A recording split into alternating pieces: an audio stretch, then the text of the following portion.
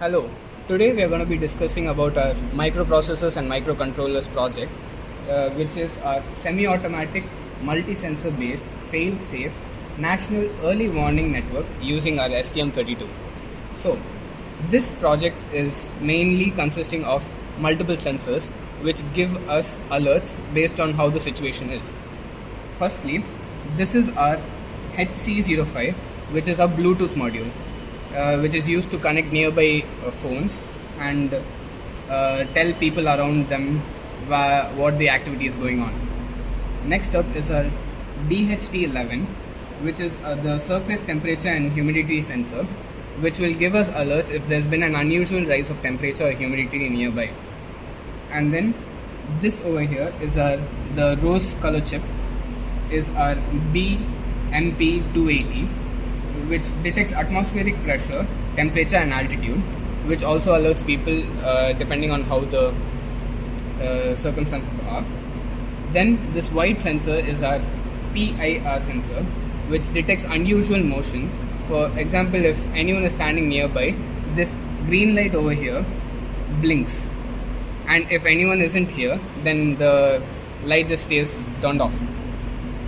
Then next up is our SW420 sensor, which is the main sensor of our project, which just detects seismic activities. For example, if there's been any natural disasters or man-made disasters like a bomb blast nearby, it'll just alert all the government officials and send alerts to people nearby using the Bluetooth module to just evacuate.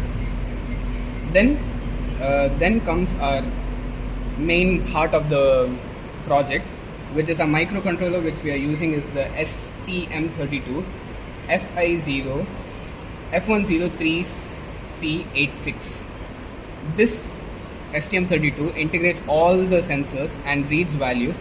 All the values keep be monitoring from are monitored for 10 seconds for 15 seconds for 10 times each, and then all the values have been sent to the STM32, and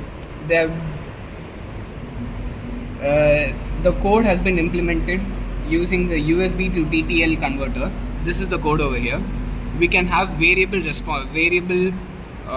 threshold values for each sensor depending on what the project requires, and all these threshold values are compared with the values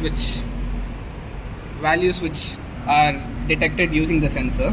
After getting the values, after the comparison, the necessary values, like if the value is too much above the threshold, the Bluetooth module would send alerts to the phones nearby, and